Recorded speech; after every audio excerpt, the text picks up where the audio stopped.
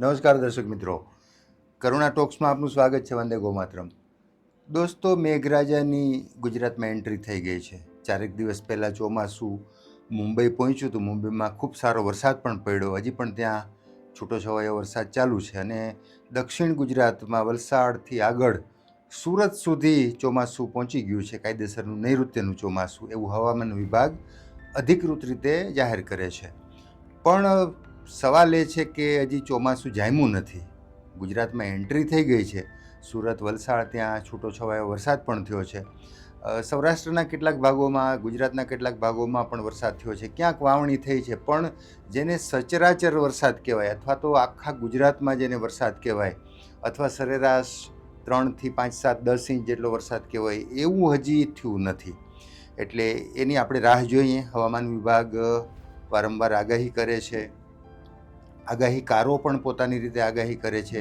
કોઈ 27 તારીખથી શરૂ થાય એવું કહે છે, કોઈ 29 તારીખથી શરૂ થાય એવું કહે છે.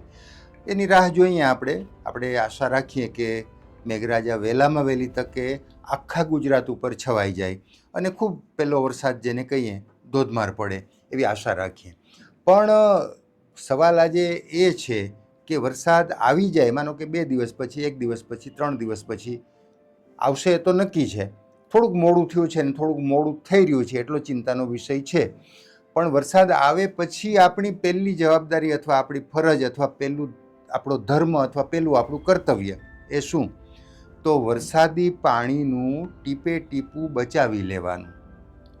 દાખલા તરીકે આપણે ટેનામેન્ટમાં રહીએ છીએ તો આપણી અગાસીમાં વરસાદ પડવાનો છે, આપણા ઘરના આગળના ફળિયામાં વરસાદ પડવાનો છે, આપણા ઘરના પાછળના ફળિયામાં વરસાદ પડવાનો છે. આપણી માલિકીનો જે વિસ્તાર છે, આપણું ઘર છે, એમાં ખૂબ વરસાદ પડવાનો છે. તો એ પાણી બહાર ન જતું રહે એ પહેલું આપણે કરવાનું છે. તો એના માટે સરસ સિસ્ટમ ઘણા બધા જે પ્રકૃતિ પ્રેમીઓ છે, પર્યાવરણ પ્રેમીઓ છે, એ આવું કરે છે કે ઘરમાં જે એક એવો ટાંકો બનાવી લે 10,000 લીટરનો, 8,000 લીટરનો, 12,000 લીટરનો, કે પોતાના ઘરમાં જે આખું ચોમાસું વરસાદનું પાણી પડે એ પાણી એ ફરીને એના ટાંકામાં જ જાય, ટાંકો ભરાઈ જાય. અને આપણને ખબર છે કે વરસાદનું પાણી જે પહેલો વરસાદ પડે એનું શરૂઆતનું થોડુંક પાણી આપણે જવા દેવાનું હોય છે, કારણ કે એમાં થોડા ધૂળના કણો હોય, થોડું ઘણું આમ તેમ.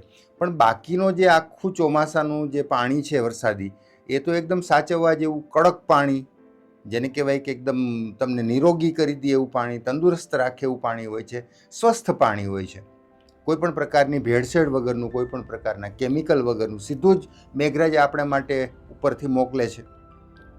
તો એકદમ કડક પાણી છે, મજબૂતી તમને આપે એવું પાણી છે. તો આ બધું પાણી આપણે બહુ મોટો ટાંકો જો આપણે ઘરમાં બનાવેલો હોય, 10,000 લીટરનો, 8,000 લીટરનો, લોકો નવા મકાનો બનાવે છે ત્યારે આવા ટાંકા બનાવે જ છે. ન બનાવેલો હોય તો આપણે હવે બનાવી શકીએ. માનો કે આપણું મકાન 20 વર્ષ જૂનું છે, 30 વર્ષ જૂનું છે, 10 વર્ષ જૂનું, ટાંકો નથી, તો પણ એમાં કંઈ બહુ એવો મોટો ખર્ચ છે નહીં, કંઈ લાખ, 2 લાખ, 5 લાખનો. એક નાનકડી રકમમાં એવો ટાંકો તૈયાર થઈ શકે છે. હવે માનો કે ટાંકો પણ નથી, હવે તો વરસાદ આપણને ભટકાઈ ગયો, એમ કહીએ તો ખોટું નથી, 2-4 દિવસમાં તો આવી જ જશે. તો આપણી પાસે 10,000 લીટરનો ટાંકો હવે આપણે કંઈ 1 દિવસમાં, 2 દિવસમાં નહીં બનાવી શકીએ. કંઈ વાંધો નહીં, બોર રિચાર્જ કરી નાખીએ. આપણે આપણું જે અગાસીનું પાણી છે, ફળિયાનું પાણી છે, એ કોઈને કોઈ રીતે આપણો જે બોર છે, મોટે ભાગે આપણા પાછળના ફળિયામાં બોર હોય છે. મોટે ભાગે જ્યાં પણ બોર છે તો અગાસીના પાણી સાથે, અગાસીનું પાણી જ્યાંથી જાય છે એને એક એવો પાઇપ જોડી દઈ, એ પાણી સીધું આપણા બોરમાં જાય. તો બોરમાં સીધું જ વરસાદી પાણી, આપણી અગાસીનું પાણી, ફળિયાનું પાણી જો પણ એ રીતે કનેક્ટ કરી શકાતું હોય તો, બાકી અગાસીમાં જેટલું પાણી વરસે એ બધું જ આપણા બોરમાં જાય. એ બહુ જરૂરી છે, કારણ કે બોરનું પાણી આપણે પછી વાપરવા માટે યુઝ કરતા હોઈએ છીએ, કપડાં ધોવા માટે યુઝ કરતા હોઈએ છીએ. તો એ પાણી, વરસાદી પાણી સીધું બોરમાં જાય એવી વ્યવસ્થા તો જરૂર કરીએ. અને એ 500,000 રૂપિયાથી મોટો ખર્ચ નથી. એમાં એક પ્લમ્બરને બોલાવીને એક પ્લાસ્ટિકનો નાનો પાઇપ લગાડીને કરી શકાય છે.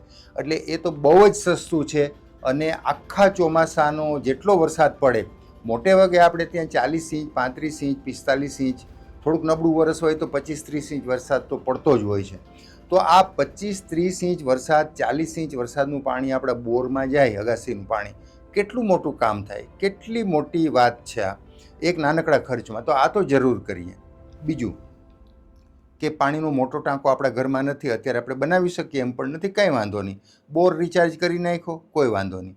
હવે વરસાદ જ્યારે પડે છે ત્યારે આપણા નેવા ઉપરથી, જેને આપણે નેવા કહીએ, એમાંથી પાણી પડતું હોય છે, અથવા બીજા પાઇપ મૂકેલા હોય ત્યાંથી પાણી પડતું હોય છે. થોડુંક અગાસી ગંદી હોય, ફળિયું ગંદુ હોય તો પેલી અડધી કલાકના વરસાદનું પાણી જવા દઈએ. પછીનું જે પાણી છે, અગાસીનો એક પાર્ટ છે એ કદાચ બોરમાં રિચાર્જ થાય છે, બોર એનાથી.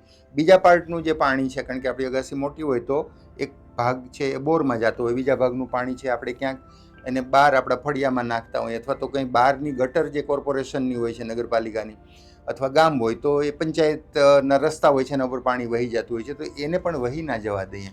શક્ય એટલા વાસણો ભરી રાખીએ, શક્ય એટલું એનું સ્ટોરેજ કરી રાખીએ, કારણ કે વરસાદી પાણી બહુ, જેને કહેવાય કે તંદુરસ્તી માટે બહુ સારું હોય છે, કુદરત દત્ત પાણી છે.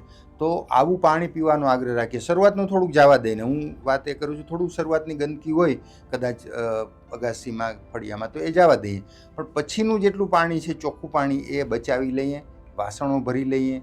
કોઈ મોટા આપણી પાસે બેરલ વગેરે હોય તો ભરી લઈને એનો શક્ય હોય તો રસોઈમાં ઉપયોગ કરીએ, શક્ય હોય તો પીવામાં ઉપયોગ કરીએ. આ પાણી બહુ જ સારું પાણી છે. કોર્પોરેશન આપણને, નગરપાલિકા જે એકદમ ક્લીન કરીને આપે છે, ક્લોરીન નાખેલું પાણી આપે છે, એનાથી પણ સારું પાણી સીધું જ વરસાદી મેઘરાજાનું, કુદરતનું આપણને મળેલું પાણી છે. તો આનો રસોઈમાં, આપણે નાહવા માટે પણ આનો ઉપયોગ કરી શકીએ. ઘણી વખત બહેનો છે એ વાળ ધોવા માટે બોરનું પાણી નથી યુઝ કરતા, કારણ કે બોરનું પાણી થોડું કેમિકલવાળું હોય છે, થોડુંક ખારું હોય છે, થોડુંક ભાંભરું જેને આપણે કહીએ એવું હોય છે, તો એનાથી વાળ ચોખ્ખા નથી થતા. પણ વરસાદી પાણી એટલું બધું સરસ હોય છે, જે આપણા શરીર માટે, ચામડી માટે સારું છે, વાળ માટે સારું છે. તો શક્ય હોય ત્યાં સુધી નાહવામાં, શક્ય હોય ત્યાં સુધી રસોઈમાં પણ આ પાણી બહુ છે ને ઉત્તમ પાણી છે.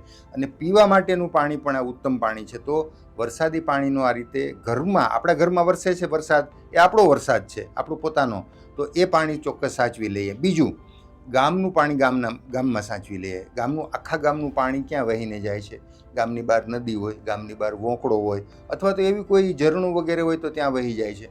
તો એ કેમ રોકવું? તો નાના ચેક ડેમ, નાનકડી રકમ, આખું ગામ ભેગું થાય તો શું ના કરી શકે? 500 રૂપિયા ઘર દીઠ કાઢે તો પણ 25-50 હજાર રૂપિયા, લાખ રૂપિયા થઈ જાય.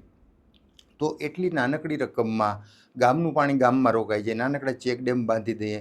ગીરગંગા જેવી સંસ્થાઓ છે એ ચેક ડેમનું કામ કરતી હોય છે, તો એવી સંસ્થાનો સહકાર લઈ લઈએ, એને થોડો જે ખર્ચ થતો હોય એ આપી દઈએ ગામ વતી. તો ગીરગંગા પણ બહુ મોટું કામ કરે છે. અને આવી બીજી પણ ઘણી બધી સંસ્થાઓ સૌરાષ્ટ્ર ગુજરાતમાં હશે. એનો આપણા વિસ્તારમાં જે સંસ્થા કામ કરતી હોય એનો ચોક્કસ સંપર્ક કરી લઈએ. અને ગામ પોતે પણ કરી શકે. કડિયા કામ કરતા હોય એવા 1-2 લોકોને રોકી લઈએ તો એમને પણ રોજગારી મળે. 2-4 મજૂરોની જરૂર પડે, એમને પણ રોજગારી મળે. અને ગામનું પાણી ગામમાં રોકાય જાય, ગામના તળ ઊંચા આવે, ખેતરોને લાભ થાય, આપણા બોરને લાભ થાય, આપણી ડંકીઓને લાભ થાય, આપણા કૂવાઓને લાભ થાય. તો ગામનું પાણી ગામમાં રોકી લઈએ. વરસાદ આવે એની પહેલાં જ થોડીક તૈયારી જો કરી લેશું તો આખું ચોમાસું, આપણે ત્યાં નવરાત્રિ સુધી અત્યારે વરસાદ આવતો હોય છે, તો નવરાત્રિ સુધીનું જે વરસાદી પાણી છે આપણા બોરમાં રોકી લેશું, આપણા ઘરમાં રોકી લેશું, આપણા ગામમાં રોકી લેશું. અને એ રીતે આપણે વરસાદી પાણીનો મહત્તમ ઉપયોગ કરી શકશું. અને વરસાદી પાણી સ્વાસ્થ્ય માટે ઉત્તમ પાણી છે. તો ચોક્કસપણે પીવામાં, રસોઈમાં, નાહવામાં, વાળ ધોવામાં એનો ઉપયોગ થાય એ રીતે આપણે પાણીનો બચાવ કરશું.